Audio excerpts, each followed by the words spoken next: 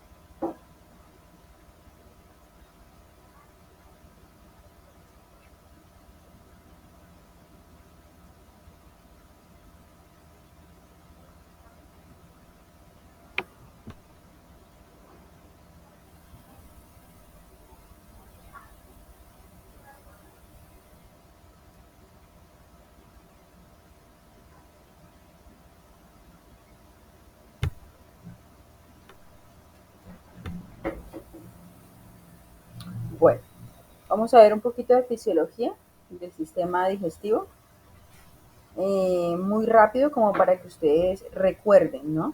Entonces sabemos que el sistema digestivo está compuesto por la boca, que es la primera parte o porción, porque es donde ingresan los alimentos. En la boca tenemos las glándulas salivales, que son las encargadas de ayudar a la maceración del alimento, humedeciéndolo. Tenemos la glándula parótida y la glándula salivar. Igual también tenemos la lengua, los dientes, que todos son los encargados de macerar el alimento para pasarlo al esófago, luego al estómago. Y una vez se haga la digestión en el intestino delgado, pasa al grueso para ser expulsado por el recto. Recordemos que también tenemos el hígado, ¿cierto? Y el páncreas, dos glándulas especiales y principales para nuestro cuerpo, porque son las encargadas de ayudar a desenvolver los alimentos y al ayudar a la captación y el metabolismo de los alimentos, en este caso proteínas, vitaminas, aminoácidos, azúcares. Bueno, la boca. Se llevan a cabo tres funciones importantes denominadas masticación, insalivación y deglución. La masticación se realiza en los dientes, moliendo y triturando los alimentos. La insalivación se produce gracias a los líquidos que segregan las glándulas salivares, o sea, la saliva. Y la deglución permite que los alimentos pasen desde la boca a la faringe para seguir el esófago hasta el estómago.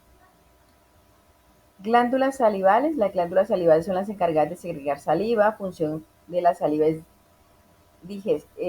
la de remojar, ¿cierto? El embolo alimenticio. Sobre todo sirve para facilitar la masticación, la deglución de los alimentos en la boca. La laringe, órgano del conducto respiratorio situado entre la tráquea y la faringe, que tiene forma conoide, que está revestido interiormente de una membrana mucosa con 5 cartílagos principales, el mayor de los cuales, tiroides, constituye la protuberancia de la nuez y otras dos, las cuerdas bucales. Su principal función es proteger la entrada de las vías respiratorias inferiores e interviene en la producción de la voz. Faringe, conducto o pared musculosa y membranosa que comunica la boca con el esófago, forma parte del tubo digestivo y contribuye a la respiración y a la fonación. Comunica las fosas nasales con las trompas de Eustaquio y la laringe. Exófago. Es un tubo que comunica la boca con el estómago, lleva los alimentos líquidos y saliva desde la parte posterior de la garganta hasta el estómago a lo largo de sus 25 o 30 centímetros. Está recubierto por dos capas de músculos que se contraen en forma descendente. El esófago atraviesa el cuello, tórax y abdomen y cuenta con esfínter esofágico inferior o cardias para evitar que los alimentos y los jugos gástricos fluyan del estómago hacia la parte de la vía respiratoria, o sea, que no salgan del estómago. El estómago, pues es una tiene una forma de una bolsita, ¿cierto? Se encuentra el esófago y el intestino delgado, se encuentra en medio del esófago y el intestino delgado. Es básicamente donde llega la alimentación para ser primeramente digerida acá. Aquí se encuentra con los jugos gástricos donde se empiezan a desenvolver los alimentos. Tiene forma de J. Puede aumentar o disminuir su tamaño según la cantidad de alimento que yo consuma. Su función principal, almacenar los alimentos, mezclarlos con los jugos gástricos y transportarlos al intestino delgado. Cuando el embolo alimenticio se transforma en una papilla, este pasará a llamarse quimo. Intestino delgado es un tubo muscular de donde se realiza la absorción de los alimentos. Se comunica con el estómago y con el intestino grueso. Tiene 3 porciones, que es el duodeno, donde se hace la absorción de las proteínas, aminoácidos y alimentos. Todo el alimento, yeyuno y león. Intestino grueso es el tubo muscular donde se absorbe el agua y las sales minerales. Además de almacenar las heces hasta la expulsión, comunica el intestino delgado con el ano. Está formado por 3 porciones, ciego, colon y león. Y el ano es el orificio terminal del aparato digestivo a través de las cuales los materiales de desecho de la digestión o heces fecales salen del cuerpo. Bueno, esto es lo que tiene que ver con el organismo. Aquí venimos con el hígado, que es una de las glándulas más grandes de nuestro cuerpo, por no decir que la más grande, y es una de las más importantes. Se sitúa en la parte superior derecha de la cavidad abdominal. Su peso en una persona adulta viene entre 1500 a 1400 a 1500 gramos. Su función principal, la producción de bilis, que ayuda a transportar los desechos y descomponer las grasas en el intestino delgado durante la digestión. La producción de ciertas proteínas como el plasma sanguíneo, allí se elabora la eritroproyectina. La producción de colesterol y proteínas especiales para ayudar al transporte de grasa por todo el cuerpo. La conversión del exceso de glucosa en glucógeno para el almacenamiento. Luego el glucógeno vuelve a transformarse en glucosa para la energía y equilibra y fabrica glucosa a medida que se necesita. Regula los niveles de aminoácidos en sangre, que son unidades formadas de proteínas. Procesa la hemoglobina para el uso del contenido del hierro. Hace la conversión de aminoácido tóxico en urea. La urea es uno de los productos finales del metabolismo de las proteínas y se excreta en la orina. Hace la depuración de fármacos y otras sustancias tóxicas de la sangre. Regulación y coagulación de la sangre. Resistencia a las infecciones mediante la elaboración de factores de inmunidad y eliminación de bacterias del torrente sanguíneo. Depuración de bilirrubina incluso en los glóbulos rojos. Si existe una acumulación de bilirrubina, la piel y los ojos se ponen amarillos. Páncreas, otro de las glándulas que poseemos, que también es vital para nuestro organismo.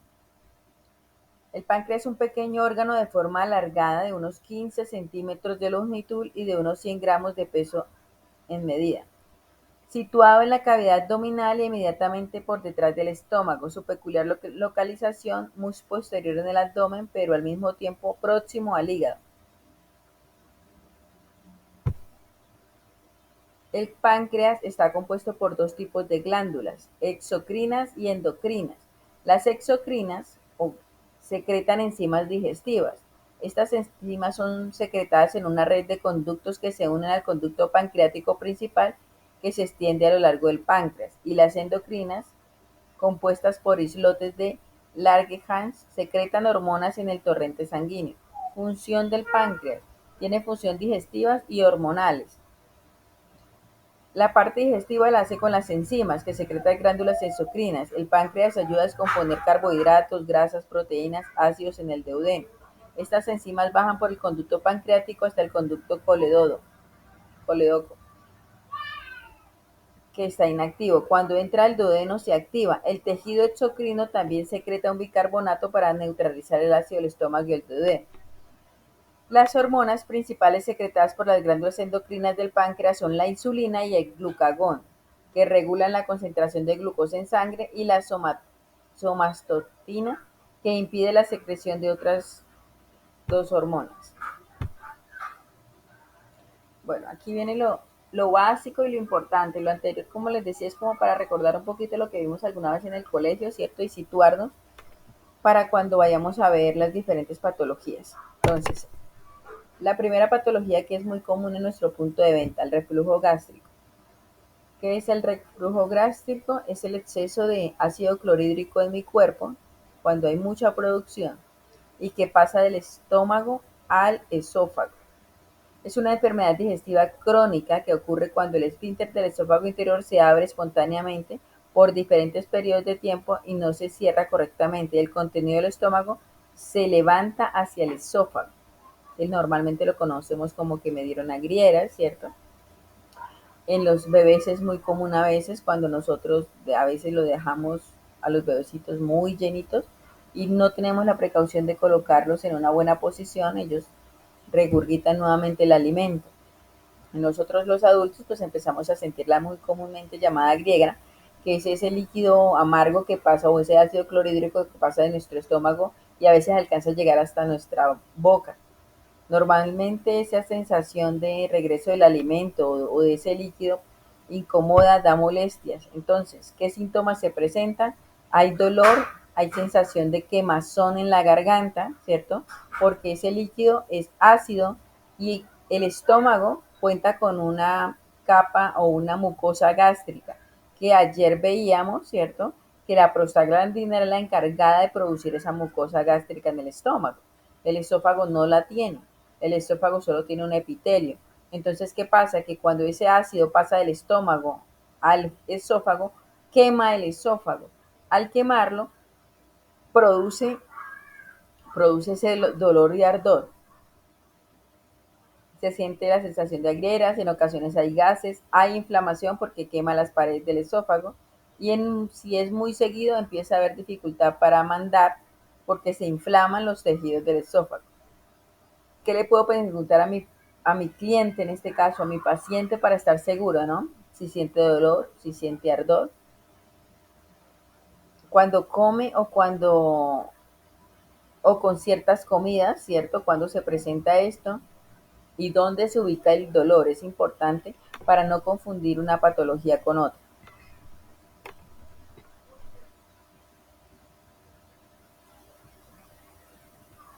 ¿Qué debe suministrarse en caso de que tengamos reflujo gástrico? Primero que todo, hay que suministrar antiácidos para neutralizar el ácido gástrico, ¿cierto?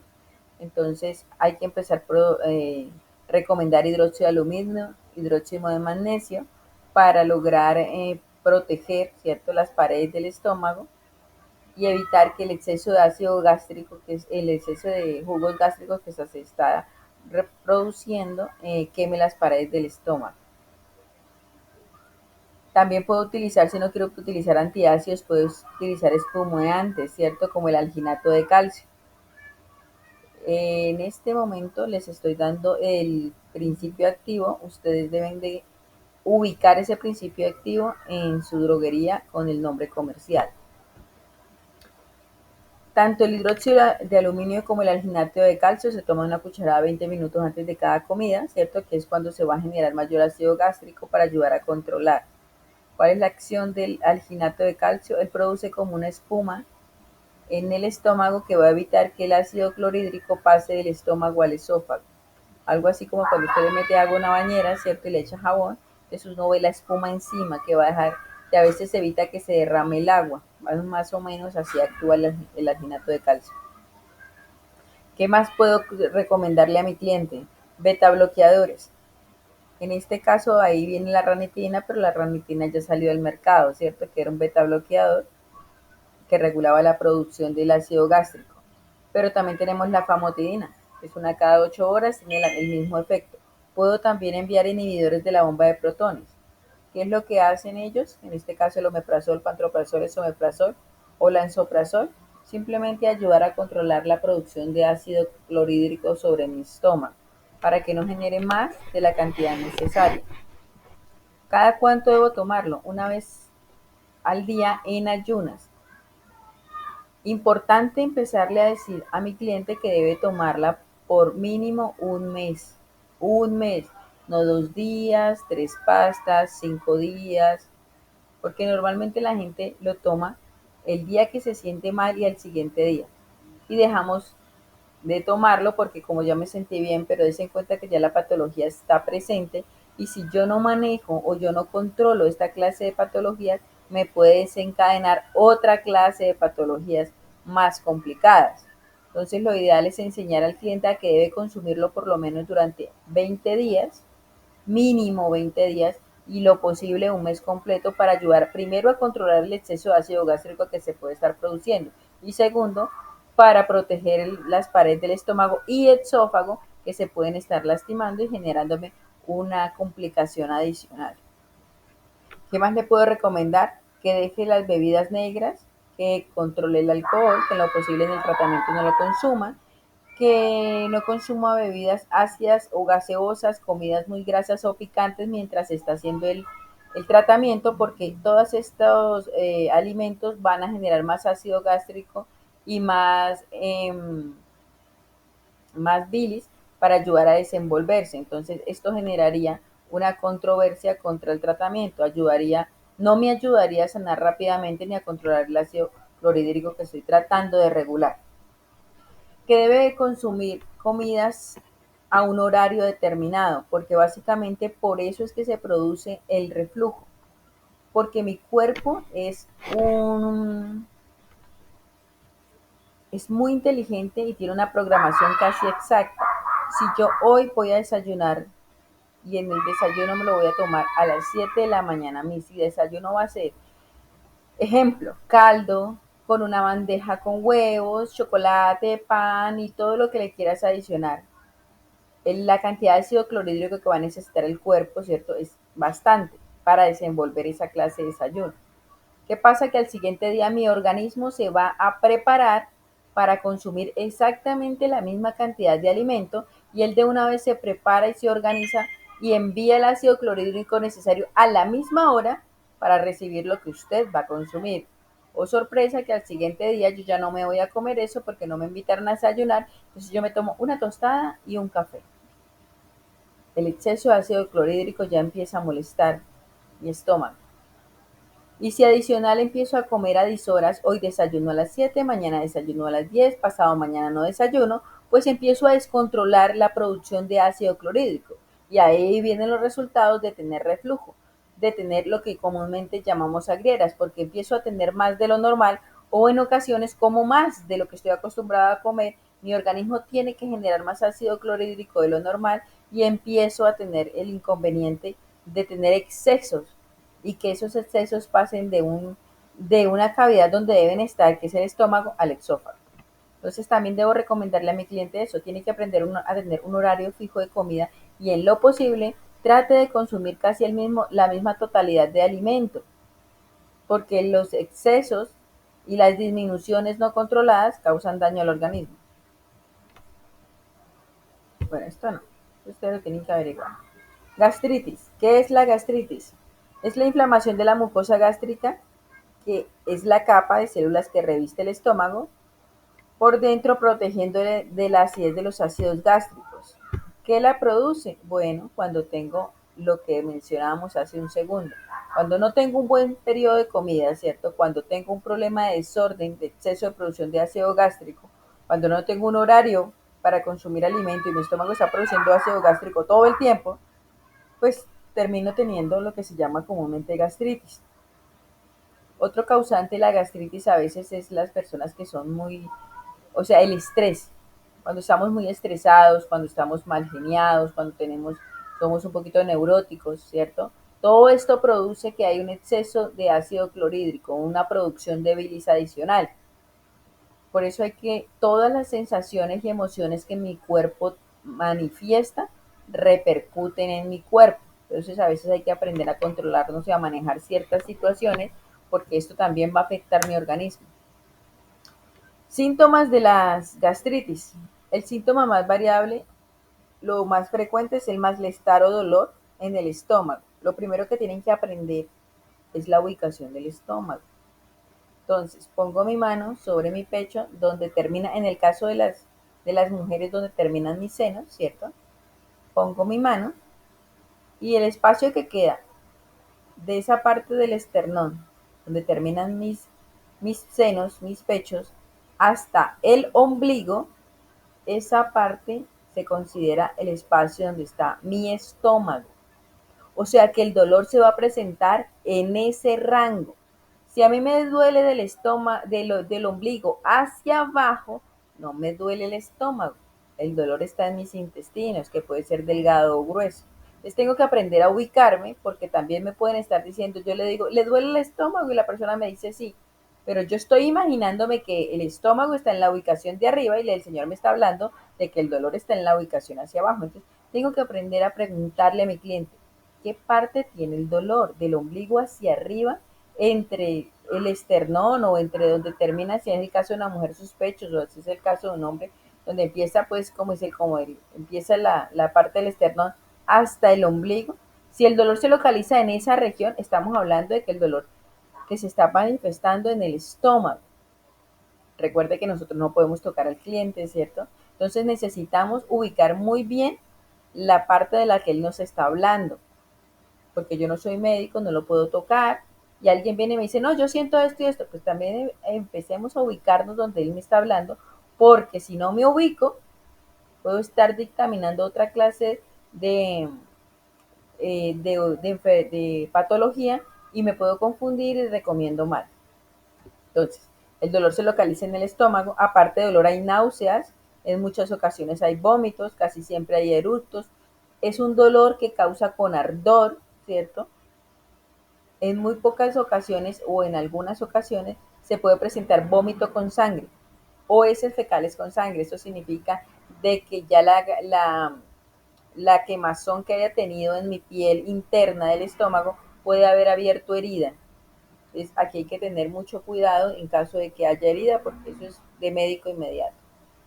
¿Qué le puedo recomendar yo a alguien que viene con esa clase de síntomas de gastritis? No, es que mire que como y me duele, es que me arde todo el tiempo, es que ya no me soporto el dolor, mantengo con esas ganas de vomitar, no soporto ni siquiera la comida porque me arde, me duele.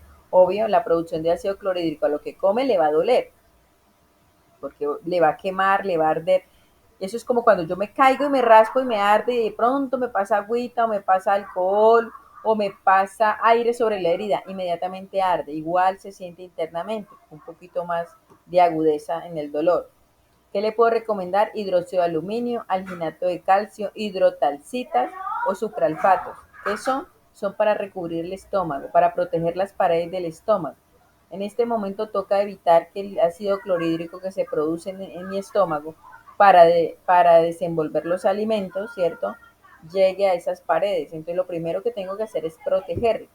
Cualquiera de los cuatro que le acabo de mencionar se los puede suministrar. Todos son 20 minutos antes de cada comida. Si yo consumo mucha comida en la noche, debo de tomarme una cucharadita antes de acostarme. ¿Por qué? Porque si consumo harto, recuerden que cuando uno come demasiado en la noche, mi cuerpo, mi sistema, cuando yo duermo, se activa mi sistema parasimpático, que me permite estar en estado de relajación. Entonces hay mucha inactividad en mi cuerpo y el estar acostada va a dificultar la digestión. Esto puede permitir que mi estómago devuelva el alimento hacia mi esófago o que genere muy poco ácido clorhídrico y toda la noche estén trabajando. Cuando debería trabajar en 1 o 2 horas, puede estarlo haciendo toda la noche. Y si el alimento se ha disminuido, pues el exceso de ácido clorhídrico me puede también producir quemazón. Entonces, lo ideal es que si la persona está acostumbrada a comer mucho en la noche, debe consumirse una cucharadita de esas antes de acostarse. ¿Qué más puedo recomendarle? Bloqueadores de la bomba de protones, ¿cierto? Inhibidores de la bomba de protones, en este caso omeprazol, esomeprazol, lansoprazol, que se pueden consumir siempre en ayunas para que haga el efecto necesario. ¿Qué más le puedo recomendar? Si tenemos a la mano en nuestros puntos de venta caléndula en tabletas o caléndula en jarabe, también es excelente. ¿Qué hace la caléndula? ¿Me va a reemplazar el hidróxido? ¿Me va a reemplazar el omeprazol? No, pero ella ayuda, como es un coayudante, porque ayuda a desinflamar las paredes del estómago. En este momento se van a encontrar inflamadas, hay ardor, hay dolor y hay inflamación, entonces es excelente como coayudante para esta clase de patologías. ¿Qué debo recomendarle? No puede consumir bebidas negras, no puede consumir bebidas alcohólicas, debe evitar las comidas ácidas, grasas y picantes, porque todo esto va a generar más ácido clorhídrico y menos se va a lograr que el tratamiento sea efectivo. Y como en la anterior, debe tener horarios de comida. Normalmente, de haber manejado un mal proceso en el reflujo gástrico, termina uno con gastritis. Entonces, la idea es no seguir avanzando en el problema, sino cortarlo de raíz. Por eso siempre le tengo que recomendar a mi paciente o a mi cliente, en este caso de la gastritis, 2 meses. Haga el tratamiento mínimo por 2 meses. Hágalo completo, juiciosito. Todos los días se toma su pasta y, perdón, su comprimido y se toma su hidróxido de aluminio. Pero juicioso, no 10 días, 2 días, 5 días, me sentí bien, no lo hago más. Porque la gastritis, si yo no la controlo, no la manejo muy bien, termino con una úlcera gástrica. Entonces, para evitar problemas de úlceras gástricas, lo primero que tenemos que hacer es controlar los síntomas de la patología anterior y tratar de hacerlos completicos. ¿Qué es la úlcera gástrica? Ya es la perforación de las paredes del estómago, o sea, ya no está inflamada, ya no está irritada, ¿cierto? Ya no hay dolor, sino al contrario, ya hay perforación en las paredes del estómago. ¿Cuál es el problema con esto? Que normalmente viene acompañada de una bacteria, es la encargada de hacer esta perforación. Con la úlcera gástrica jamás usted va a poder dictaminarla en el mostrador. Usted no le puede decir a alguien, oiga, usted lo que tiene es úlcera. No.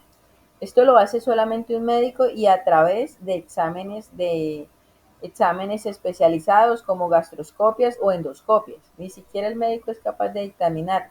Solamente él, después de esta clase de examen, que puede observar internamente cómo se encuentran las paredes del estómago o el duodeno, porque también puede pasar en el duodeno, pues es cuando se da cuenta de que definitivamente tiene un problema de úlcera gástrica y que tiene que actuar rápidamente. ¿Cómo me doy cuenta yo en el mostrador que alguien tiene úlcera gástrica? Porque van a llegar fórmulas médicas con esta clase de medicamentos, entonces omeprazol, amoxicilina, metronidazol, hidróxido de aluminio. O puede venir lansoprazol, la claritromicina, metronidazol y sucralfato. O sea, puede cambiar de pronto los inhibidores de la bomba de protones, puede cambiar el antibiótico, puede cambiar el protector de la mucosa gástrica, ¿cierto? Pero casi siempre se van a encontrar en ese orden, siempre van a haber esos 4 medicamentos. Entonces, aquí inmediatamente yo ya detecto, esta persona tiene úlcera gástrica. ¿Cuál es mi responsabilidad? Venderle toda la fórmula. Por favor, no juguemos con un paciente de esto. No que porque me lleve la amoxicilina, entonces le digo que es más importante la amoxicilina y el hidróxido, pero que no lleve el metronidazol, que ojo lo compre después. Que porque el antibiótico es más importante. No. Lo único que mata el Helicobacter pylori es la combinación de la amoxicilina y metronidazol. ¿Por qué? Porque él es un parásito que se aloja y le genera cama a las bacterias. Entonces hay que atacar a los dos de una. Entonces yo no puedo jugar con la salud de mi cliente. Tengo que ser responsable y lo primero que tengo que decirle. Ahora, si él lo quiere llevar de marca, excelente. Si no le alcanza para llevar de marca, ya él debe darle genérico, pero que se la lleve toda. ¿Por qué? Porque de manejar un Helicobacter pylori mal, termino yo con un cáncer gástrico. Y yo creo que a ninguno nos gustaría, vuelvo y les repito, que un familiar de uno, aunque inclusive un hijo, un esposo, un tío, ¿cierto? Termine con un cáncer gástrico y todo porque no supieron tratar una Helicobacter pylori, una úlcera gástrica, porque el señor de la farmacia le dijo que eso no era importante, que llevara solamente la claritromicina, que era lo más importante. Y resulta que de pronto le mató la infección, pero no le mató el parásito y el parásito sigue trabajando, como dice el cuento, por bajo perfil y cuando menos se dan cuenta ya no hay remedio, ya no hay reversa. Entonces, no, toda la fórmula es toda la fórmula. ¿Qué le tengo que recomendar yo a mi cliente? Mire, caballero, tómesela, o señora, tómesela toda como la manda su médico. Si no la puede llevar comercial, que sería la mejor porque tiene la mejor concentración del medicamento, ¿cierto? Lleve la genérica, pero tómesela toda completica como su médico se la está mandando, porque esto radica que usted no termine con un cáncer gástrico, que es lo más mortal que puede existir y uno de los cánceres más dolorosos que hay. Ahora, ¿qué es lo que le recomiendo? terminó sus medicamentos, los completó e inmediatamente saque cita médica para que su médico vuelva y la revise, le haga nuevamente una endoscopia y detecte que ya no tiene esa bacteria. Porque si la bacteria ha logrado quedarse ahí, tienen que cambiar el tratamiento por algo mucho más fuerte. Entonces, seamos éticos, seamos profesionales y pensemos en el bienestar del cliente. En estos casos, no le cambie la forma, no le mueva la fórmula, véndasela toda. No piense en su bolsillo. No, es que para que me lleve el claritrol, entonces no es importante los otros. No, sí son importantes todos. Porque si él no lleva omeprazol, no va a proteger su mucosa gástrica de antibióticos tan fuertes como la claritromicina y la amoxicilina, ¿cierto? Entonces se va a complicar, va a seguir con dolor. Entonces aquí la idea es ser muy responsables. Como el anterior, tiene que cambiar sus hábitos alimenticios, que tiene que en el momento que están en tratamiento, pues suspender una serie de alimentos que el médico siempre le va a dar las recomendaciones necesarias. Y que no coma comida chatarra, que es donde primero uno adquiere esa clase de parásitos. Hernia hiatal. Bueno, esta es otra de las patologías que no vamos a poder dictaminar en el punto de venta, esto lo maneja el médico, y es simplemente cuando el esófago le sale una hernia, quiere decir que una parte del esófago en la unión con el estómago se dilata, ¿cierto? De tal forma que forma como una bolsita.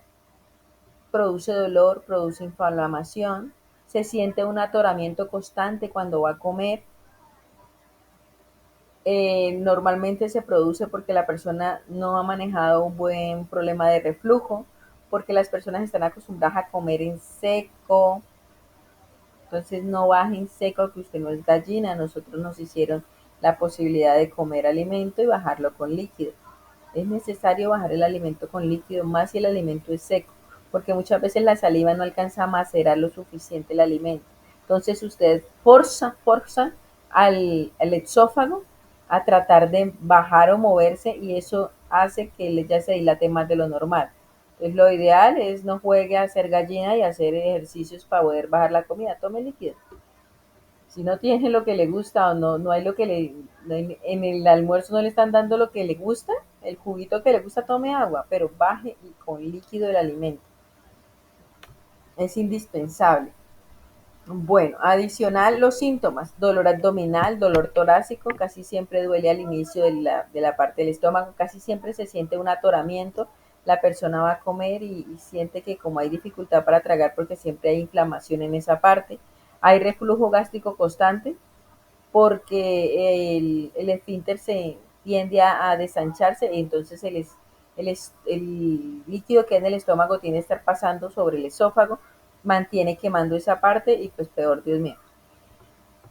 Normalmente esas personas tienen que dormir en una forma perpendicular, no pueden dormir bien acostadas, tienen que poner muchas almohadas porque si no el ácido clorhídrico siempre va a pasar a su boca en la noche. Hay acidez, hay dificultad para comer, pero vuelvo y les digo, esto lo dictamina el médico después de que él hace un examen médico exhaustivo, y igual hace endoscopias para poder darse cuenta de que es hernia hiatal. ¿Qué se le envía para esto? Omeprazol, lansoprazol, hidróxido de aluminio para controlar el ácido gástrico. Estreñimiento, muy común en nuestros puntos de venta, es una patología básicamente le podríamos decir normal, porque hoy por hoy casi todo el mundo sufre de eso, porque no hacemos ejercicio, porque tenemos una vida sedentaria, ¿cierto? Las causas: el sedentarismo, la falta de ejercicio, la falta de consumir líquidos, porque a veces no tomamos agua, sino que tomamos jugos, y los jugos son las sacarosas básicamente de la fruta, pero no consumimos la fibra, lo más importante de la fruta lo botamos. Entonces aquí vienen los problemas de falta de fibra. Insuficiencia, cuando hay problemas de síndrome de colon irritable, también es muy normal que se desencadene estreñimiento. Cuando hay cambios de hábitos de estilo de vida, una persona que quiere hacer dieta tiene que tener mucho cuidado, porque cuando nosotros empezamos a disminuir nuestra alimentación abruptamente y a dejar de consumir ciertas comidas o ciertos alimentos que ya tenemos el cuerpo acostumbrado a consumir, pues el organismo se resiente cuando usted los quita abruptamente. Por eso es mejor ir manejando porciones, ¿cierto? Ir mermando porciones, pero no quitar súbitamente cierta clase de alimentos que ya su cuerpo los necesita porque está acostumbrado a metabolizarlos y usted se los quita de inmediato. Esto ocasiona un desequilibrio, sobre todo en la parte digestiva. Otra causa pueden ser los viajes, el embarazo. En el embarazo es muy normal que a veces nos dé estreñimiento porque se consumen ciertos medicamentos, ¿cierto? Que nos producen estreñimiento, en este caso el hierro, el sulfato ferroso que nos da. La edad avanzada también es un síntoma de estreñimiento que nos puede dar estreñimiento porque normalmente el abuelito mantiene una sola posición, ¿cierto? No le hacen que haga ejercicio, que camine, que se mueva y la falta de movimiento pues no permite que el estómago tenga sus movimientos normales, esos movimientos peristálticos que permiten que el embolo fecal se mueva por todo el intestino. Bueno, y el abuso de laxantes también puede provocar desórdenes a nivel digestivo. ¿Qué es el estreñimiento? Es una condición en la cual la persona tiene defecación incómoda, infrecuente. Normalmente una persona considerada estreñida es cuando la defecación resulta de un paso en el paso de cantidades pequeñas, heces duras y secas. Normalmente una persona debe defecar 2 veces al día. Es lo normal y lo habitual de un cuerpo. Si no lo hace 2 veces, por lo menos lo tiene que hacer una vez al día. Si yo no estoy evacuando una vez al día, y sino que evacúo cada 2 o 3 días, ya puedo considerar que estoy sufriendo de estreñimiento. Tratamientos. Pues como vimos las causas, aquí es trabajar las causas que lo producen. Para poder evitar el problema de estreñimiento que ya nos dijo que es un embolo fecal seco, que es un tubo digestivo sin fibra, ¿cierto?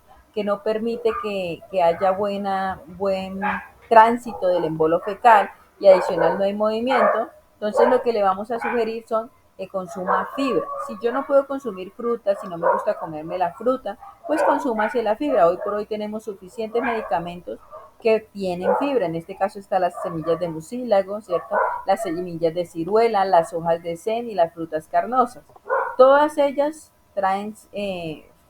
se representan en el cuerpo o me van a aportar al cuerpo la fibra necesaria para que mi tubo digestivo vuelva a tener esa babita que el normal tiene y que permite que las heces fecales tengan un tránsito normal, bajen, resbalen, pasen con facilidad. ¿Qué más le puedo suministrar? Colagogos. ¿Qué es un colagogo? En este caso yo coloco fue un error, ¿no? Se coloco los nombres comerciales, pero simplemente son unos jarabes homeopáticos que traen una serie de hierbas como la cáscara sagrada, bilis de buey, rubibardo, hojas de sen, ¿cierto? Y la combinación de estos medicamentos producen o hacen que el cuerpo tenga una buena digestión, que empiecen a imprimir buenas enzimas digestivas para que mi embolo fecal tenga o sea, sea un poquito más blando y más suave y no sea seco y duro. ¿Qué pasa con el colagogo? Bueno, el Epaxol es el de la marca nuestra, en algún momento se llamó Epaxol, hoy se llama Fisiovil. Lo que sí tenemos que tener en cuenta, aunque él dice laxante, es que él no es un laxante, que el efecto secundario de él es que la persona se ponga blanda del estómago, sí. Si yo tomo algo que tenga sen, si yo tomo algo que tenga rubibardo, me va a producir que mi embolo fecal sea un poco líquido, pero él no es un laxante. Entonces, ojo, cuando vienen las fórmulas médicas, alguien tiene que hacerse un examen y le piden aceite de resino y la persona le dice, no, mejor lleves este laxante Fisiovil. No es lo mismo, no es lo mismo. Lo que pasa es que ese colagogo que nosotros manejamos, llámese Drenavil, Romascol, Fisiovil, tienen el efecto secundario de hacer que el bolo fecal sea líquido. Entonces él se vuelve suave y muy ligero, tendiendo a ser líquido, pero él no es completamente líquido y no va a sacarle todas las heces fecales de su intestino. Lo que sí hace un, un, un laxante como el aceite de resino, lo que sí hace un PEG, ¿cierto? Lo que sí hace un enema, que son lavados para que me permiten sacar completamente todas las heces fecales y los gases de mi intestino y que cuando el médico necesite hacer el examen encuentre completamente limpio el tubo digestivo y sin nada en las paredes del intestino. Entonces, ojo, no vayamos a cometer ese error porque en ocasiones la gente por vender lo hace. Entonces, no cometamos ese error. Ay, pero es que ahí dice laxante, pero no es que él sea un laxante, es que él tiene un efecto de laxante, pero la función principal de él es un regular la producción de bilis en el cuerpo, regular la producción de enzima. Si yo no estoy produciendo suficientes enzimas, él va a trabajar en mi hígado haciéndome producir enzimas, haciéndome producir bilis para la digestión. O sea, él ayuda a mejorar la digestión. Por eso es esencial en los problemas de estreñimiento, porque el baile es como un regulador digestivo, hace que mi hígado y mi páncreas me manden las sustancias necesarias en la cantidad que yo necesito para que se haga la digestión y mi embolo fecal no salga seco, no salga duro, ¿cierto? Es como lo puedo tomar una cucharada con cada comida. Si yo siento que me está haciendo un efecto secundario, digamos, estoy muy líquida, ¿cierto? Y por ejemplo, la persona está trabajando, le puedo decir, venga, tómelo cada 12 horas que le va a hacer el buen efecto y vamos a mermar el efecto secundario de que usted se la pase en el baño. ¿Qué otra cosa le puedo suministrar a mi paciente, a mi cliente, perdón? En este caso, si tiene mucho estreñimiento y, por ejemplo, son niños, le podemos suministrar lactulosa. La lactulosa sí es un laxante, sí es un producto que le va a evacuar inmediatamente y no es tan nocivo para el organismo. Que no son niños, son adultos y necesitan una evacuación inmediata. Bueno, está el bisacodilo que también es excelente. Entonces lo puedo suministrar, me tomo uno por la noche, al otro día estoy evacuando normalmente. ¿Qué es importante? Es bisacodilo y la lactulosa son mecanismos de emergencia. Si yo no he hecho durante 2 o 3 días, debo de consumirlo para ayudar a evacuar. Pero lo importante es que yo empiece a consumir mucha agua, cola, gogos y fibra. Eso me va a quitar el estreñimiento. El bisacodilo y la lactulosa son mecanismos de evacuación inmediata, que son distintos. Yo no me voy a quitar un problema de estreñimiento tomándome bisacodilo, al contrario, lo empeoro. ¿Por qué? Porque vuelvo y les digo, mecanismo de evacuación o de emergencia inmediata. Necesito evacuar, tómese eso y listo. Desintoxicó el cuerpo de sus heces fecales. Pero no es que yo todos los días me voy a tomar un bisacodilo y lo voy a coger como costumbre. ¿Por qué? Porque lo que hacen es hacer que el intestino se vuelva flojo y no haga el mecanismo de acción que tiene que hacer en su evacuación, porque como ya le están ayudando, él no lo vuelve a hacer, pierde los movimientos peristálticos normales, entonces ya si usted no se lo toma, no le funciona. Y la idea aquí es recomendar para mejorar, no para calmar el problema. Entonces, ¿cómo quito el problema? Consumiendo fibra, consumiendo colagogos, mejorando la digestión, ¿cierto? Y tomando mucha agua. La persona que que sufre estreñimiento es porque le falta agua en el cuerpo. Tiene que consumir mucha agua, tiene que hacer ejercicio, tiene que tener movimiento. La falta de movimiento, recuerden que también es una causa del estreñimiento. ¿Qué pasa con el abuelito que yo no puedo sacar? ¿Qué pasa con el abuelito que está en la cama? Y que es que yo qué más hago, o sea, si él no se para, si él no se puede parar, que está enfermo, bueno, pues hagámosle masajes a ese abuelito o a esa mamita o a ese familiar que tenemos en casa, ¿cierto? Podemos hacerle masajes en el estómago, en la parte baja, para ayudarle a reemplazar esos movimientos para que él debe hacer corporales para que el intestino empiece a activarse. Cada movimiento que yo hago con mis músculos cuando camino empuja a mi intestino a que siga haciendo sus movimientos de peristaltismo normales que él tiene. Si yo no lo hago así, empiezo a sufrir de eso. Entonces, por eso una vida sedentaria también es causa de estreñimiento. En este caso, cuando yo tengo problemas de estreñimiento, también tengo que tratar de cambiar mi alimentación, ¿no? Volverla más rica en verduras, en frutas, en todo lo que me produzca fibra y mermarle un poquitico a las carnes, que son la que hace que el embolo fecal sea duro y, por ejemplo, alimentos como el plátano, que trae mucho carbohidrato, ¿cierto? Entonces hace que mi embolo fecal sea duro. Colitis. Ese es el nombre científico, normalmente en nuestro mostrador lo conocemos como irritación de colon. Pues tengo colon irritable.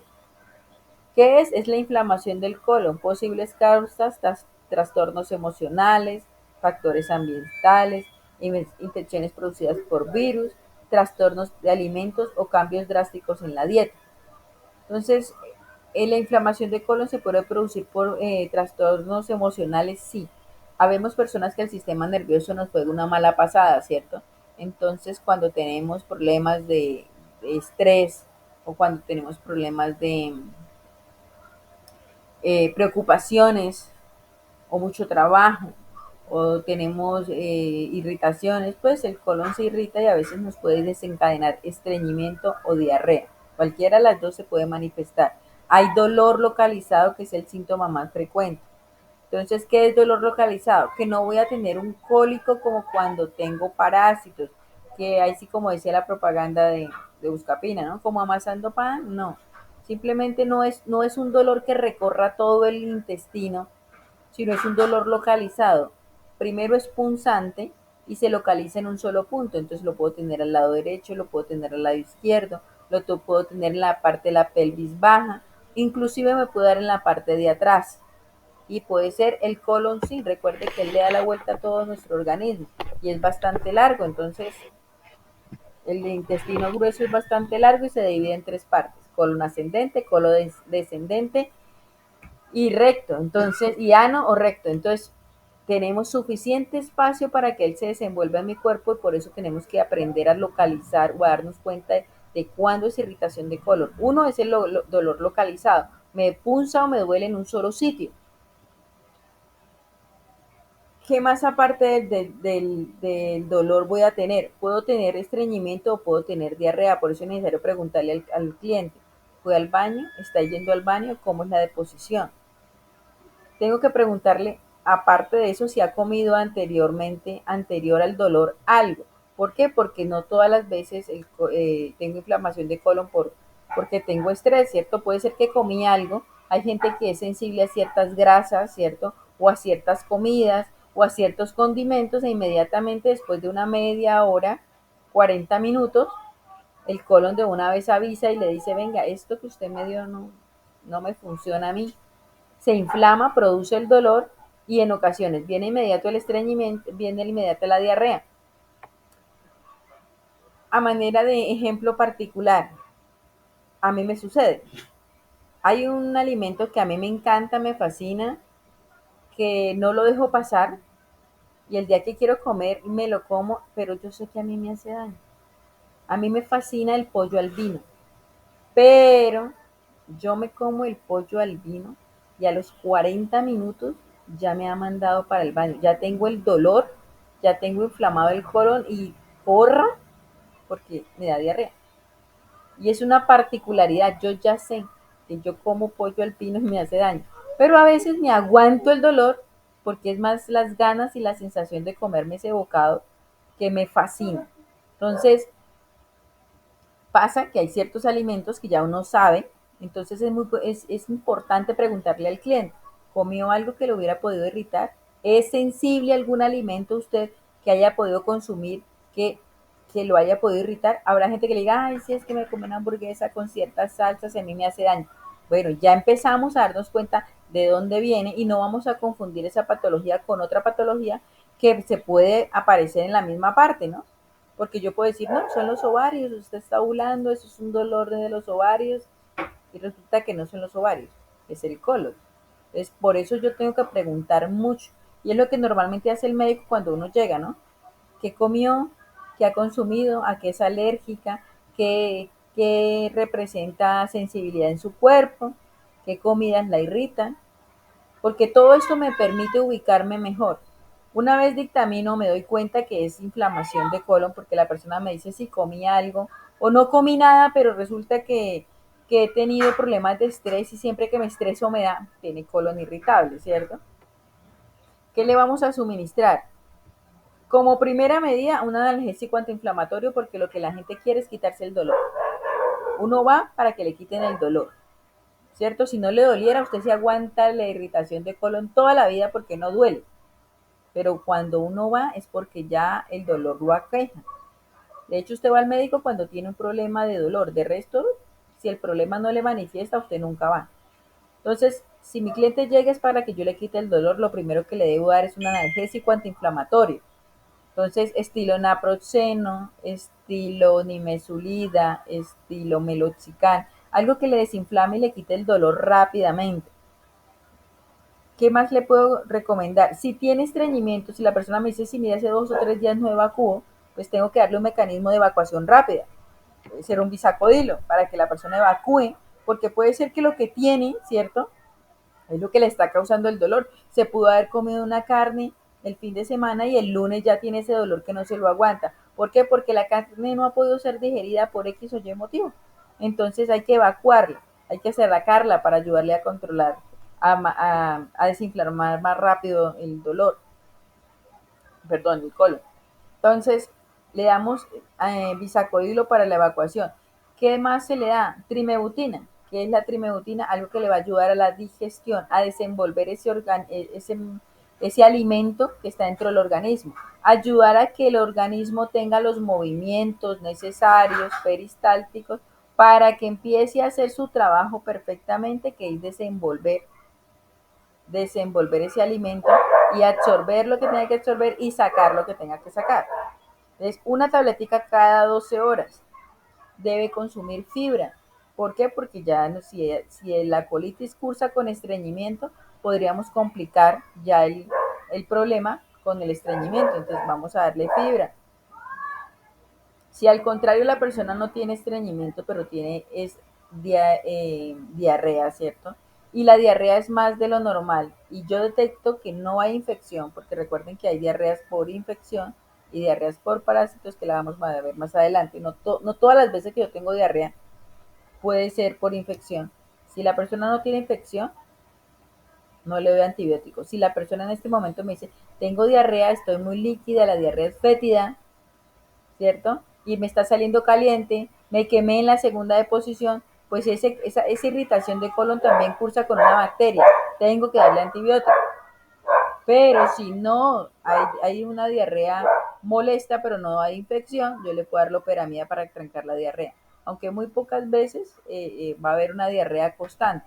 En la colitis, inflamación de colon, simplemente hay evacuación, pero la evacuación es líquida, pero no necesariamente puede ser con infección. Por eso hay que preguntar cómo es la diarrea, si es líquida, si sale caliente, si la persona ya se quemó con la segunda deposición. ¿Qué más le puedo sugerir? Que consuma enzimas digestivas. En este caso está el pancreoflas, el enzimed, el placil enzimático. Cualquiera de ellas porque ya el cuerpo me está manifestando que no tiene una buena digestión, que le faltan enzimas digestivas y por eso el alimento se acumula y él empieza a generar el dolor, la inflamación, y en ocasiones casi siempre hay gases.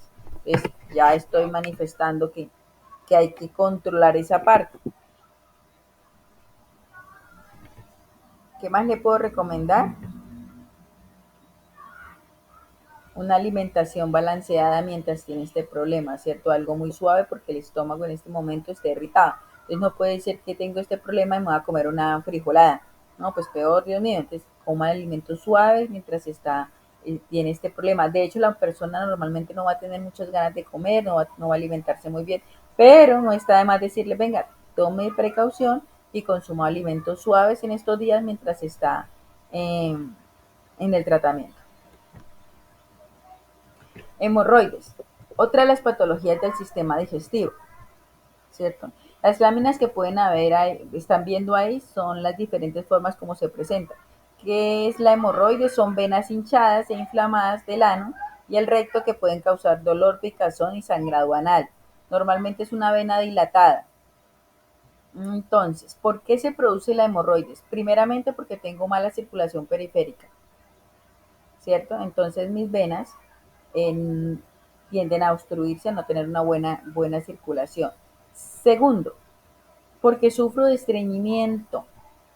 Recuerden que el embolo fecal en el estreñimiento es seco y es duro, ¿cierto? Y si a eso le asumo que no tengo un buen movimiento del estómago, tengo que hacer fuerza para evacuar. Cuando yo hago fuerza para evacuar, para poder sacar ese embolo fecal, que debería estar saliendo solito porque mi estómago, mi intestino, debería tener un movimiento constante que lo expulse hacia afuera, pero no lo está haciendo, tengo que ponerme a hacer fuerza para ayudarlo, dilato, la fuerza hace que mis venas se dilaten.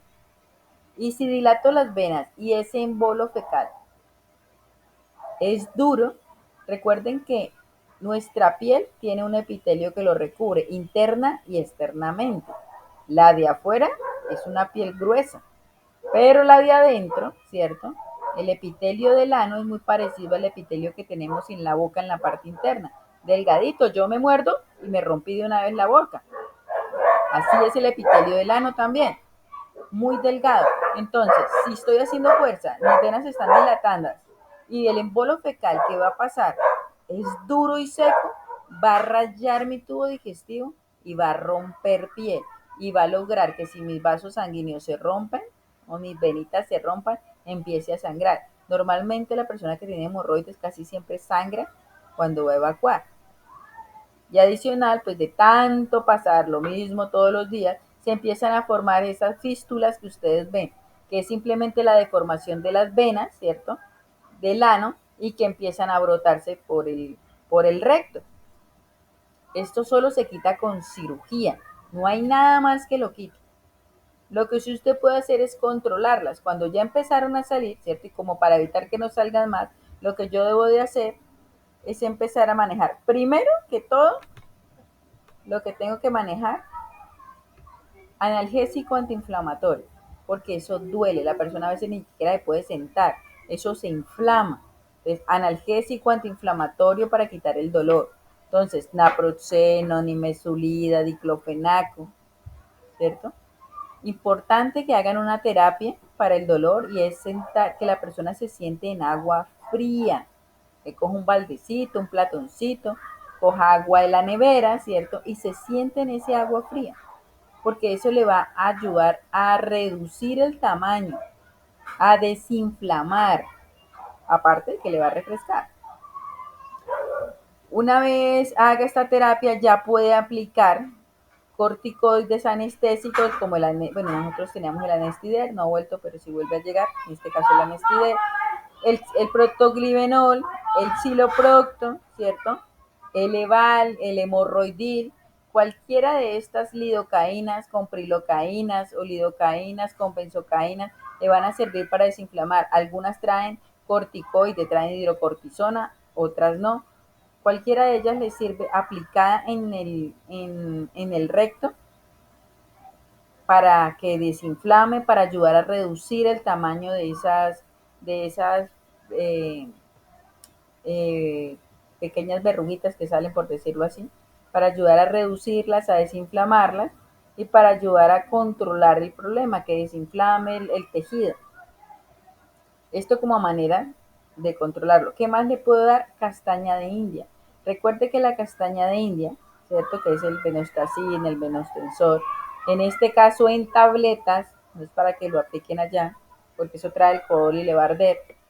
Entonces, en este caso, el venostacin en tabletas, esta castaña de India lo que hace es que sea permeable la vena, ¿cierto? Que la vena sea bien permeable, que pueda dilatarse y contraerse nuevamente sin que se fisure, sin que se dilate y quede dilatada, que es lo que pasa de que la vena queda dilatada y no se vuelve a restablecer. Entonces, la castaña de India hace que la pared de las venas sean más fuertes, que se puedan dilatar al paso de la sangre, pero se puedan contraer nuevamente, sin que se rasguen.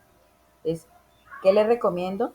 Analgésico antiinflamatorio, terapia para el dolor, eh, analgésico local, en este caso de los que le hablé, venostacin o castaña de indias para ayudar a las venas y si tiene muy mala circulación venosa, podemos recomendarle el ácido acetil salicílico, que puede ser la aspirina, si algún día nos llega la corazapina, que nos va a llevar a mejorar la circulación. ¿Qué más tengo que recomendarle? Como casi siempre da por cuando la persona tiene estreñimiento, pues que por favor mejore la alimentación, ¿cierto? Que consuma fibra, que tome agua, ¿cierto? Para mejorar ese embolo fecal que está saliendo duro y seco y que le está provocando todo eso. Entonces tiene que consumir mucha agua, tiene que consumir mucha fibra, mermar mientras está en el tratamiento la carne y el plátano, mermarle a las dosis para que el embolo fecal sea más suave. Parásitos intestinales. Bueno, otra patología que encontramos en el sistema digestivo. Entonces, son organismos que se alimentan de las sustancias que elabora nuestro cuerpo son hospedadores, ¿cierto? Normalmente se desarrollan en nuestros intestinos. Digamos que nosotros tenemos una porción de ellos, pero digamos que el que ellos se desarrollen más de lo normal en nuestro cuerpo van a provocar la infestación y es lo que nos provoca parasitosis. ¿Qué clase de parásitos hay? Existen los protozoarios y los helmintos. Los protozoarios, que son unicelulares, eh, son la giardia, la ameba, la tricomona, y los helmintos, o nematodos o cestodos, son los que son pluricelulares. ¿Qué significa? Que tienen cuerpo, que yo los puedo ver, entonces como un ascaris, esa lombriz que cuando antes purgaban a los niños con paico y ponían al chinito ahí a hacer en un platón para ver cuántas lombrices botaban. Entonces esas lombrices que nosotros les llamamos, que se llaman ascaris, es un cesto, un helminto, algo que podemos verlo, mientras que ustedes nunca van a poder ver una ameba, una tricomona, una giardia, porque ellos son unicelulares, o sea, tienen una sola célula en su cuerpo, entonces solo se ven al contacto con el microscopio. Bueno, aquí van a ver un cuadrito donde van a ver las diferentes clases de parásitos, cómo se presentan, ¿cierto? Y qué tratamientos hay para cada uno de ellos. Entonces, la ameba eh, es asintomática, normalmente disparásito asintomático, normalmente cuando ya está bien infestada es cuando se manifiesta, entonces yo puedo tener amibas y no me he dado cuenta, pero cuando ella ya coloniza, ¿cierto? Cuando ella ya se duplica y se infesta el cuerpo, es cuando empiezo a tener o el dolor de estómago acompañado con diarrea. Ella, la giardia y la tricomona producen diarrea. Entonces, la ameba y la giardia, que es la que se almacenan en el intestino, producen diarrea. Cuando yo tengo diarrea, una posibilidad es que sea por parásitos. Bueno, ¿cuál es el tratamiento para combatir las amebas? Existen varios antiparasitarios, recuerden que los antiparasitarios son venenos, ¿no? Para combatir las amebas. Entonces tenemos el metronidazol, tenemos el ceftriaxona, tenemos el tinidazol, tenemos el ornidazol y últimamente el que ha salido que es la nitazosanida. ¿Cómo me tomo el metronidazol? Tratamiento largo. Una después de cada comida, o sea, cada 8 horas por 7 días. ¿Cómo me tomo el tinidazol? Son 8 tabletas de 500 miligramos para tomarse en 4 un día y 4 al siguiente día, 2 después del almuerzo, 2 después de la cena. ¿Cómo me tomo el ceftriaxona? Vienen 4 tabletas de 500 miligramos, 2 al almuerzo, 2 a la cena, única dosis. La nitazosanida, vienen 6 tabletas para consumir una en la mañana, una en la noche después de alimento. No se puede consumir sin alimento porque ella es fuerte. Por 3 días, o sea, una cada 12 horas por 3 días. ¿Qué es indispensable saber acá? Que si voy a hablar de niños, tengo que aprenderla a dosificar según el peso y la edad del niño. Yo no puedo jugar a que porque dice cada metronidazol, una cada 12 o una cada 8 horas, entonces a un niño le voy a dar una dosificación muy alta. Recuerde que los niños solo se desparasitan después de los 2 años. ¿Por qué después de los 2 años? Porque estos son venenos que son metabolizados en el hígado. Y antes de los 2 años, el hígado no está en capacidad de desenvolverlo. Entonces, hacen daño. ¿Qué quiere decir? Que ese hepatotóxico en una dosis alta, sí, primero. Segundo, pueda que yo le dé una dosis baja y el niño tenga 1 año. Pero el problema es el daño que le puede causar al funcionamiento del hígado. Normalmente descontrola la producción de ciertas sustancias que necesitamos para la digestión y cuando le damos esta clase de medicamentos antes de los 2 años, son los niños que más adelante van a tener problemas de absorción intestinal en los alimentos, ¿cierto? Porque son muy delgados, porque no absorben muy bien, o muy por el contrario, padecen de estreñimiento. Entonces hay que ser responsables. Un antiparasitario solo después de los 2 años. En el caso de los adultos, pues ya les di las dosificaciones. Caso de niños, tener en cuenta la edad y el peso. No se puede consumir leche cuando los estamos consumiendo, no se puede consumir licor. Por más que ahí le diga, venga, es que la nitazosanida dice que uno lo puede consumir sin licor, ¿cierto? Mientras que las anteriores, metronidazol, timiazol, ceniazol, orniazol, yo no puedo consumir licor porque es altamente letal. La nitazosanida sí no me lo prohíbe, pero yo les digo que no les recomiendo. Recuerde que el licor inhibe cierta clase de medicamentos o potencializa otros. Entonces la combinación de licor con ciertos medicamentos no me va a permitir que haya una buena eh, metabolización del medicamento y me puede cambiar el efecto del medicamento.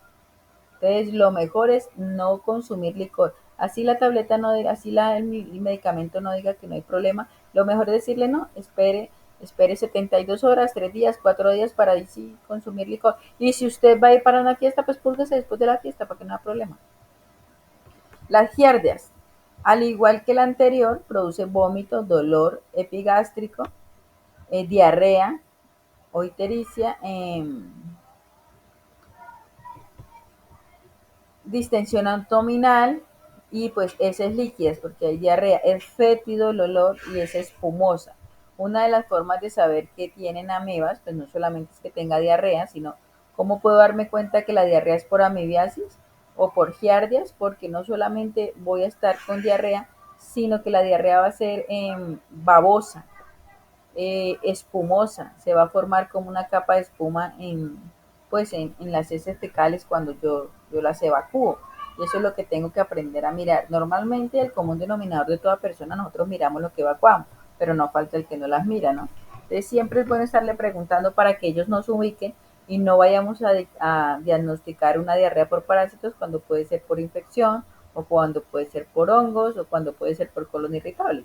Entonces hay que aprender a preguntar. eh,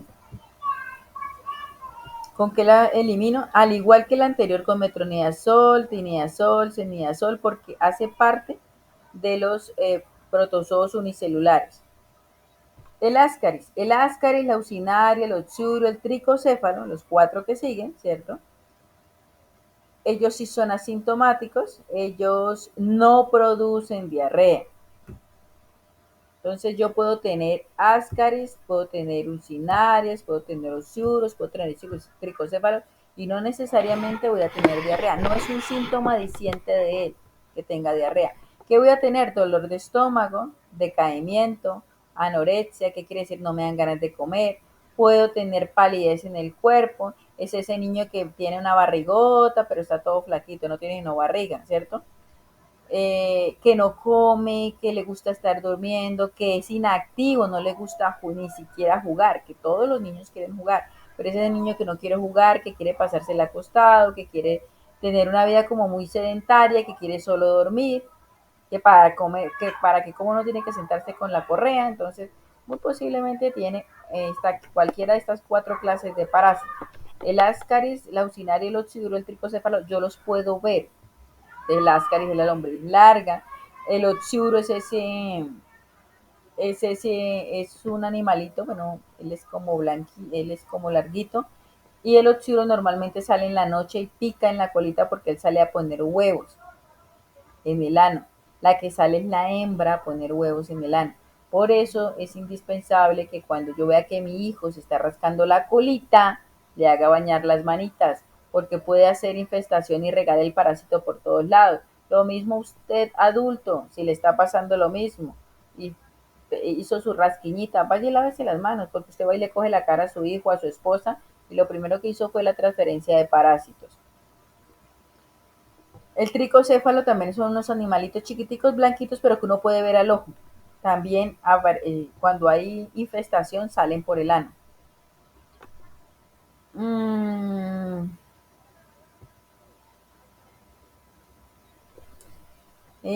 ¿Con qué manejamos esta clase de parásitos? Con mebendazol, con pamoato de pirantel o santel, pamoato, con albendazol, con, ¿cómo es que se llama? Nitazosanida. Recuerden que la nitazosanida es el último antiparasitario que ha salido y dice que sirve para toda clase de parásitos. Entonces, ¿cómo vamos a manejar el albendazol? Viene dosis de 2 tabletas, en el caso de los adultos, dosis de 2 tabletas, dosis única en ayunas, en la mañana, la toman, las 2 tabletas. Se repite a los 8 días, no necesita más. Dosis del mebendazol, vienen 6 tabletas para tomar una cada 12 horas por 3 días. Tiene la misma dosificación de la nitazosanida. Viene el pamoato de Pirantel, que son 6 tabletas, ¿cierto? Vienen de 100 miligramos. Si tengo las 6 tabletas de 100 miligramos, es para tomar, dice, dosis única. Quiere decir que en el día me tengo que tomar las 6. Entonces me tomo 2 al desayuno, 2 al almuerzo, 2 a la cena. Pero hay que tener cuidado porque hay un pamoato de Pirantel, un pamoato Santel Pirantel que viene, que es el Pamos, y si ustedes observan viene sobre de 3. No es para tomarse 6 de esas porque ya viene de 250 miligramos. ¿Qué quiere decir? Que cada tabletita trae 200. Entonces ya no me voy a tomar 6, sino me tomo 3. O sea, hay que tener mucho cuidado porque hay pamoatos que vienen en dosificaciones, vienen los mismos miligramos, pero en dosificaciones menores, o sea, menos cantidad de pastas. Entonces no voy a repetir las 6, ¿no? Tengo que mirar siempre la concentración del medicamento. Lo importante es que sepan que el pamoato pirantel o el osantel pamoato son 6 tabletas por día, cuando son de 100 miligramos. Si son de 200 serán 3. Existía un fluendazol, un medicamento excelente, era una sola pastica, acababa también con todos los parásitos, de que sean helmintos, o sea, que tengan cuerpo, pero no volvió. La verdad no lo he vuelto a ver, pero si todavía hay en el mercado alguno, eso es una sola tabletilla que se consumía. Que es importante que tengan aquí precaución con el albendazol, el mebendazol o la nitazosanida. Por favor, en los niños hay que estar pendiente con la dosificación. Es que el médico dijo que le diera el frasquito. Sí, pero es que hay frasquitos de frasquitos. Ustedes, si quieren, pueden entrar a su bodega y observar. Y el mismo pamoato que en algún lado viene de 10 milímetros, otro trae 15 y otro trae 30. E imagínese usted que un niño pequeño, póngale de 3 años, usted le zampa el frasco de 30. Pues el chino le va a convulsionar, le va a dar fiebre y hasta un problema hepático, porque la dosis es muy alta.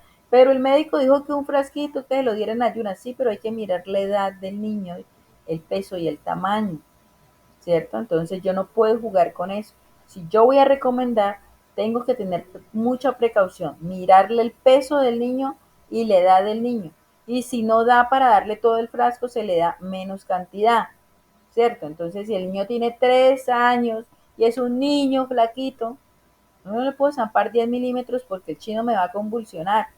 Le doy menos, 5 milímetros, porque es delgado, porque no tiene el peso ideal. Preferiblemente, se lo repito, en 8 días, pero no puedo ponerme a jugar con las dosificaciones porque el exceso de medicamentos, recuerde que esos son venenos y van directamente al hígado y el exceso causa toxicidad y puede ser mortal y puede causar daño renal. Entonces, aquí hay que tener mucha precaución a la hora de suministrar, porque a veces uno despacha fórmulas y no tiene la precaución, la mamita tampoco lee, se queda con lo que el médico le dijo o la dispensadora le dijo, no, dele el frasco completo.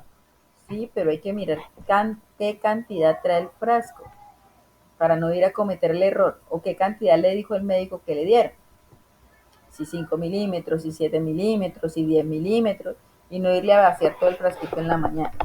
¿Qué les recomiendo? Jamás, jamás dejen que una persona se tome un antiparasitario de noche, porque todo medicamento puede tener reacción.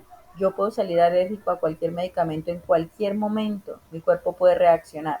Y en la noche, mamá duerme, el niño duerme, yo no me doy cuenta si el niño me está convulsionando, si el niño me está vomitando, si el niño me puede hacer cualquier clase de patología que se le pueda desarrollar por el medicamento. Entonces, hay mamás facilistas que no, con eso en la noche y con eso en el día puedo ir a estudiar sin ningún problema. No, los antiparasitarios se toman de día, se inician de día. Ya que de día tomó y que la otra dosis le toca a la noche, no importa, yo ya le vi la reacción del medicamento en el cuerpo.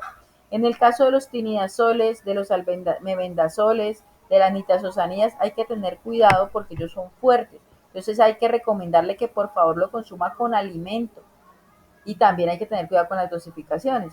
Porque a un adulto una tableta de 500 miligramos no le va a hacer daño, pero a un pelado de 13, 14 años que sea bastante delgado, bajo en talla, normal, pues una pasta de 500 miligramos le puede dar dolor de cabeza, distensión abdominal, le puede dar vómito, le puede dar mareo, porque es muy fuerte.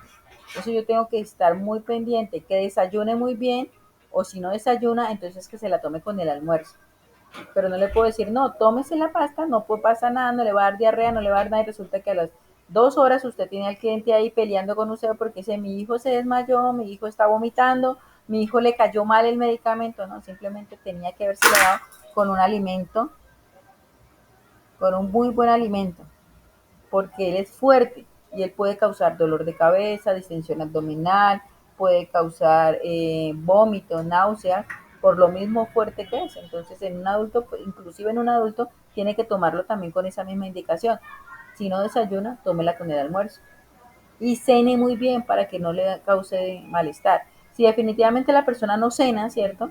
Y no desayuna, tómela con el almuerzo solamente.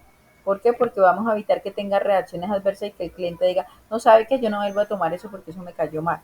No le ha caído mal, simplemente le está haciendo un efecto, pero es necesario que el organismo esté equilibrado. Bueno, hay un antiparasitario también que acá no menciono, que es hay un parásito, perdón, que es el cisticerco, parásito que es muy común de las carnes de marrano y de la carne de cerdo y la carne de pollo, más que todo cuando es de campo, cuando no es de fábrica, ¿cierto? Cuando es ese animalito de corral, porque normalmente estos animales a veces no los desparasitan, ¿cierto? No les hacen un control normal de médico pues al animalito, entonces ellos comen basurita, comen cositas en la tierra y adquieren esta clase de parásito. Este parásito va a dar a la carne, se le desarrolla en las carnes en el cuerpo. Si la carne no es bien cocinada a una temperatura muy alta, el parásito queda vivo y yo me lo puedo estar comiendo como una larva y no me di cuenta. ¿Qué pasa con este parásito? Que casi siempre tiende a alojarse, a buscar el cerebro, a buscar el hígado para almacenarse. Entonces puede causar daño a nivel cerebral. Hay gente que confunde a veces a personas, médicos que se han dado cuenta que han dictaminado epilepsia y no es epilepsia, sino es cisticergo en la cabeza, que se ha alojado en el cerebro y que se está comiendo el cerebro y por eso produce esos descontroles de corrientes a nivel del sistema cerebral, ¿no? Entonces esa descarga eléctrica que produce y que manda a tierra a la persona y resulta que convulsionó, el médico a veces se confunde, le dice, no, es epilepsia y resultó que no, que era cisticerco. Igual puede alojarse en la parte del hígado y ¿cómo es que se llama? Bueno, anida en el hígado causando una especie de como tumor, ¿no? Tiene otro nombre, pero no me acuerdo el nombre en ese momento. ¿Qué mata a ese animalito? Solamente lo mataba el praziquantel, que lo traía Merck, pero era un producto importado, bastante costoso, de poca comercialización, entonces Merck no lo volvió a traer. Era un praziquantel que se llamaba Cesol. Actualmente la mayoría de médicos lo trabajan con el albendazol, dosis altas, entonces ustedes pueden estar viendo fórmulas de 15 pastas de albendazol, 18 pastas de albendazol y que tienen que tomarse 2 diarias. Normalmente no es una mala dosificación, sino es que la persona tiene esta clase de parásito, pero no está de más preguntarle antes de suministrarle el medicamento porque también puede ser un error. Pero entonces no se asusten cuando de pronto vean esa clase de formulación. Mm, Para no sufrir de parásitos, unas recomendaciones, pues lavarse muy bien las manos, lavar muy bien los alimentos, evitar el consumo de harinas refinadas de azúcares, evitar el contacto con la suciedad. Si ustedes pueden ver, básicamente, para evitar parásitos es tener una buena higiene. De hecho, para evitar las bacterias también. Y nos podemos dar cuenta en estos 2 años que tuvimos pandemia, ¿no? Entonces todo el tiempo nos lavamos las manos, utilizamos antibacterial, utilizamos tapabocas y nos dimos cuenta que todos los antiparasitarios se quedaron quietos, ¿cierto? Medicamentos que no salían, todos los del aparato respiratorio, aparte que no fuera el virus del COVID, pues no salían, no había antitusivos, no había nada que vendiera, no porque no hubiera, sino porque no existía la patología, porque básicamente estábamos teniendo una muy buena asepsia. Bueno, para no tener problemas de parásitos, lo que hay que tener es muy buena asepsia. Comer en casa. En casa me puedo yo dar cuenta si realmente los alimentos están bien preparados, Si los alimentos pasan, por ejemplo las ensaladas que son muy frecuentes de los parásitos, ¿por qué? Porque son alimentos que no solamente y normalmente la gente acostumbra a lavarlos con agua fría y para de contar. No, páselos por vinagre, páselos por agua por limón o páselos por lo menos por agua calientica para que los esterilice, porque son medicamentos que pasan de la tierra a la mano del vendedor al frigorífico y así sucesivamente vienen bien contaminados por cualquier cantidad de parásitos. Y como no los vemos, le pasamos por la llave y listo, cómalo. No, tengamos la precaución de lavarlos muy bien, porque ahí es donde el mayor contaminante de parásitos vienen en las legumbres. Diarreas. Bueno, ¿qué hay que aprender con las diarreas? Y es que lo que les decía ahora, no todas las veces cuando un cliente llega a mi droguería a decirme tengo diarrea, tengo parásitos, ¿cierto? Entonces vamos a aprender a distinguirlas, porque hay diarreas por parásitos, hay diarreas por colon irritable, hay diarreas por hongos y hay diarreas por infección intestinal. Y todas cuatro son distintas. Y muchas veces siempre que un cliente me dice diarrea, yo, no, púrguese porque usted tiene parásitos. Y resulta que el tipo se metió la purga y volvió a los 8 y me dijo, no, me ha sido con la diarrea y yo que me tomé lo que usted me dijo. Y empieza usted a decir, ay, ¿qué será lo que le cayó mal? Entonces empezamos a jugar con el cliente y perdemos credibilidad frente al cliente. Porque no, esta señora no sabe, me está vendiendo a la loca, ¿cierto? Entonces, no. Lo primero que voy a aprender a manejar es cómo se presenta cada diarrea para yo preguntarle al cliente y que él me dé nociones de cómo es. Entonces, ¿cómo es la diarrea por parásitos? Va a ser verdosa, va a ser babosa, ¿cierto? Con los que hemos tenido hijos y en algún momento alguna vez han tenido diarrea por parásitos, sabemos que la diarrea sale un poquito babosita, que hace espumita, ¿cierto? Que tiende a tener color verdoso, amarillento y como verdosito, como fosforescente. Algunas veces es fétida, en algunas ocasiones trae pintas de sangre y es cuando tiene urcinaria, que la urcinaria le produce picazón al intestino y hace que él bote sangre. Siempre hay cólico. Siempre que el niño, el adulto tiene diarrea por parásitos, hay cólico, hay dolor, hay retorcijón, para que aprendamos. No es dolor localizado, no es inflamación, es retorcijón. Usted siente que la tripa la están torciendo y de una vez diarrea. Ahí yo detecto. Yo tengo que aprender a hablarle a mi cliente para que él tenga la confianza necesaria de decirme las cosas como son. Si yo las capto bien, yo le puedo recomendar el mejor medicamento. Pero si yo no le doy la confianza suficiente y no le hablo de tal forma de que él me pueda decir lo que siente y lo que tiene, pues le voy a dictaminar mal, le voy a asesorar mal y le voy a entregar un medicamento que muy posiblemente no le va a servir. Entonces, ¿qué hay para las diarreas por parásitos? Pues hay que eliminar el parásito. ¿Qué parásitos producen diarrea? La ameba, la giardia y la tricomona. ¿Sí ve? Entonces, ¿voy a vender un albendazol aquí? No, porque el ascaris no produce diarrea. La que produce diarrea es la giardia, la tricomona y la ameba, giardia y tricomona. Entonces, hay que matarlas con los medicamentos que eliminan esa clase de parásitos. Tinidazol, ceftriaxona, metronidazol. Ustedes ya les mencioné ahora cómo se consume cada uno de ellos. ¿Qué más le puedo dar a un cliente? ¿Solamente el antiparasitario? No, hay que darle suero, porque no se puede deshidratar. Porque recuerden que por en el intestino grueso se absorben las sales y los minerales, ¿cierto? Así como en el duodeno se absorben, en el intestino delgado de uno se absorben los carbohidratos, las proteínas, las sales y los minerales se absorben en el intestino grueso. Pero cuando hay diarrea, él se dilata y bota las sales y bota los minerales. Entonces bota el magnesio, bota el potasio, bota electrolitos, ¿cierto? ¿Qué pasa si yo pierdo eso? Bueno, que el magnesio y el potasio son cruciales y el sodio, magnesio, potasio y sodio, son cruciales para que mi corazón funcione. El latido cardíaco tiene que ver con una buena cantidad de magnesio, una buena cantidad de potasio, una buena cantidad de sodio y magnesio. Entonces, cuando esto empieza a bajar y yo no voy a tener, mi corazón empieza a latir más lento, más lento. Entonces, a mayor deshidratación, mayor posibilidad de que mi corazón se pare. Por eso es que no podemos dejar que se deshidrate una persona ni un niño. ¿Qué hay que hacer acá? Inmediatamente darle suero. Debe consumir suero. debe consumir bacilos lácticos o algo que le genere flora intestinal porque ya la está perdiendo, ¿cierto? Entonces, la que ustedes deseen, enterofermina, esmecta, ectavis, eh, floratil, la que tengan a la mano, la que puedan recomendar, la que se le acomode al bolsillo del cliente, ¿cierto? Pero lo importante es que siempre que yo recomiendo un antiparasitario y hay diarrea, yo debo recomendar bacilos lácticos eh, o algo para la flora intestinal y suero. Debe ir el suero siempre ahí. Normalmente la persona que está en esta clase no le va, con esta clase de patología no le va a dar hambre, no va a comer bien. Es que debo sugerirle que se lleve un alimento líquido para que consuma algo porque el cuerpo no se puede debilitar. Entonces ya les puedo estar vendiendo cualquiera de los alimentos líquidos que tenemos ahí para que la persona que no le va a dar apetito, que no va a querer comer, pues por lo menos consuma algo que lo hidrate y que también lo restablezca.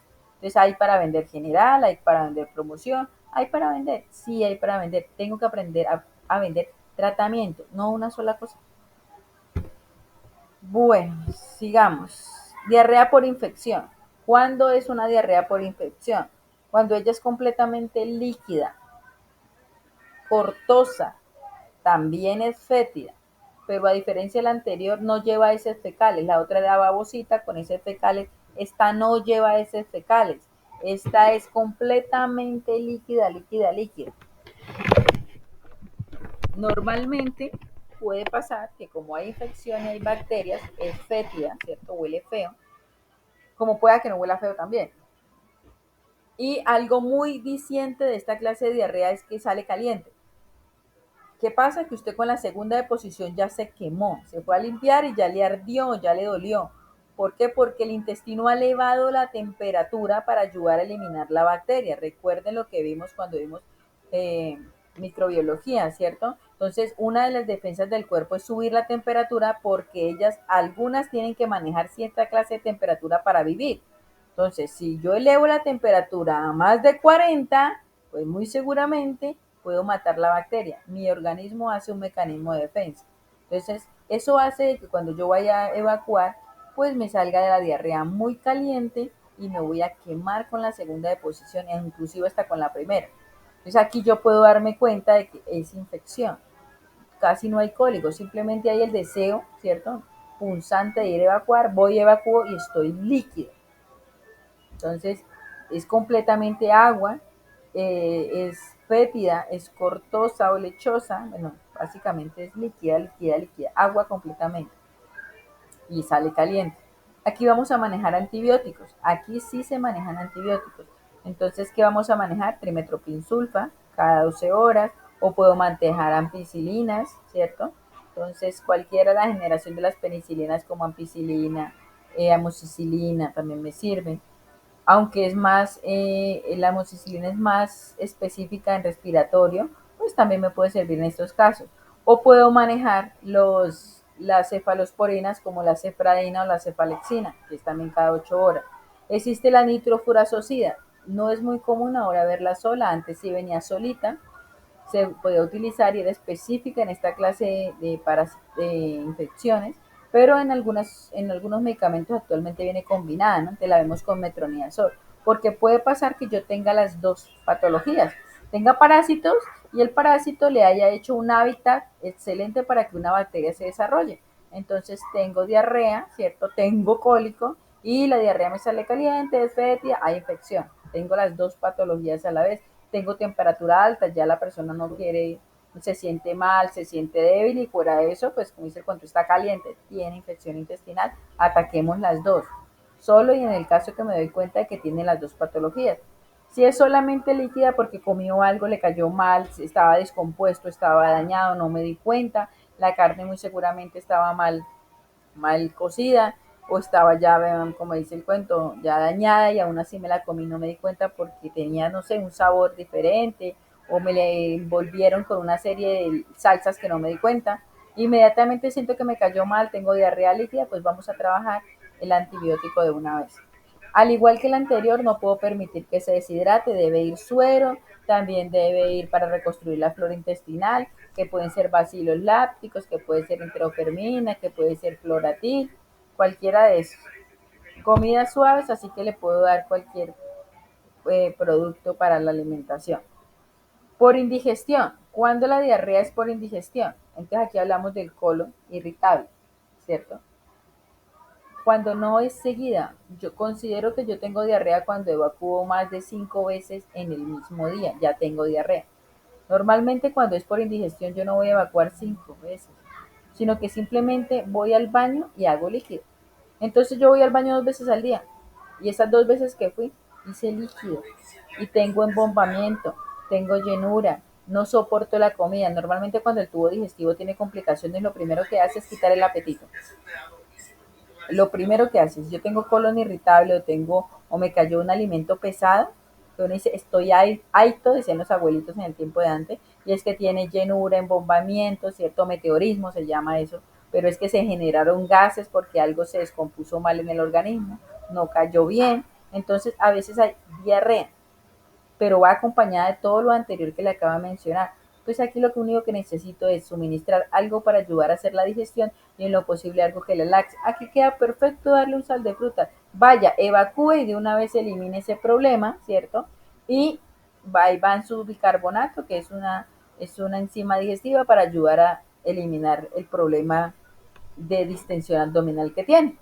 Entonces, es diferente, totalmente diferente a las dos anteriores.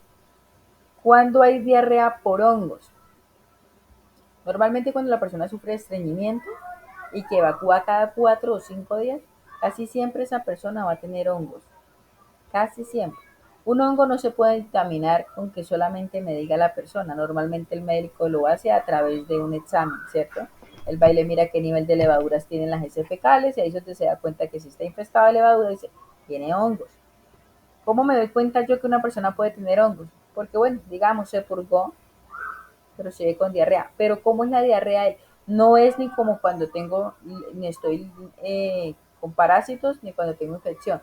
Es simplemente que la evacuación diaria de él, todos los días yo voy a hacer al baño, y cada vez que yo voy a ir a hacer al baño, lo hago líquido. O sea, no tengo diarrea porque no tengo parásitos, porque no tengo cólicos, no tengo nada, estoy normal, ya me purgué y estoy normal.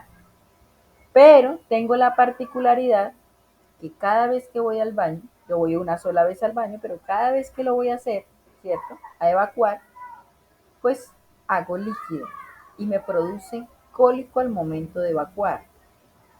Normalmente esa persona tiene hongos.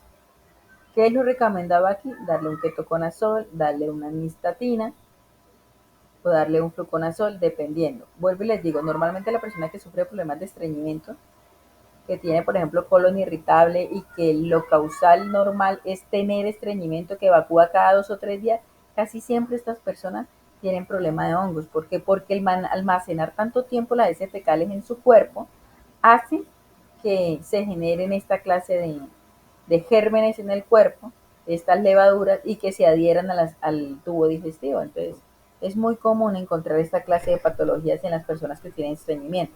Entonces, si la persona le dice, mire, es que yo tengo estreñimiento, pero cuando yo voy a hacer del cuerpo, normalmente eh, la primera deposición sale dura, pero la segunda ya estoy agua.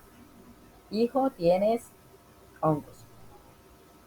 Entonces, luego les digo, no es muy común dictaminar o aceptar en esta patología, porque inclusive hasta el médico primero se asesora. Él primero se asesora con un examen.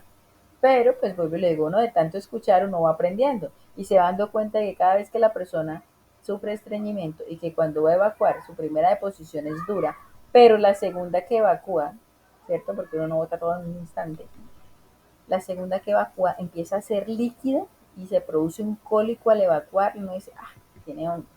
Entonces es para que aprendamos a diferenciarlas a todas y así mismo acertemos a la hora de recomendar un medicamento.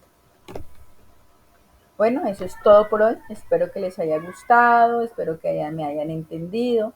Espero que los que no sabían pues aprendan y los que ya sabían recuerden cositas que se les había olvidado, ¿cierto? Importante, vuelvo y les digo, no quedarse con los productos que les di ahí, simplemente cómanse esa bodega, busquen todos los productos comerciales. Hoy por hoy ha salido mucho producto nuevo Estas capacitaciones fueron hechas hace 4 o 5 años, más o menos, sí, más o menos 4 o 5 años que las hicimos. Las hemos poco a poco ido renovando, pero hay mucho producto que ha salido nuevo y que tiene doble acción y que puedo yo no estar mencionando aquí y que pueden ustedes conocer. Pues si se acomoda la patología que ustedes están viendo, pues utilícenlo, recomiéndenlo, trabajenlo. Lo importante es que aprendan a cuando ustedes van a manejar un cliente, no venderle una sola cosa, aprenderle a vender tratamiento. Recuerde que cuando usted va al médico, el médico nunca le formula una sola cosa. Él se asegura por todos los lados. O sea, si usted va a un especialista, él jamás le va a formular un solo producto. Él siempre le formula 3 o 4 porque trata de cubrir todos los límites o las posibilidades que tenga esa patología y que no haya como el vacío y de que uno diga, no, eso todo lo que le pagué al médico y no me dio con el chiste, sigo con el dolor. No, él trata de dar un tratamiento casi completo. Yo que soy auxiliar de farmacia y que mi cliente no va a ir al médico porque no tiene la plata, porque no lo atendieron o porque X o Y motivo prefiere venir donde mí, ¿cierto? Entonces tengo que tratar de asesorarlo de la mejor forma y tratar de darle tratamiento. El aprender a dar tratamiento nos asegura tener clientes en el mostrador. Y recuerde que la idea de estas capacitaciones es para que no tengamos más compradores, tengamos clientes. ¿Listo, chicos? Bueno, espero que tengan un lindo día y nos veremos en la próxima capacitación.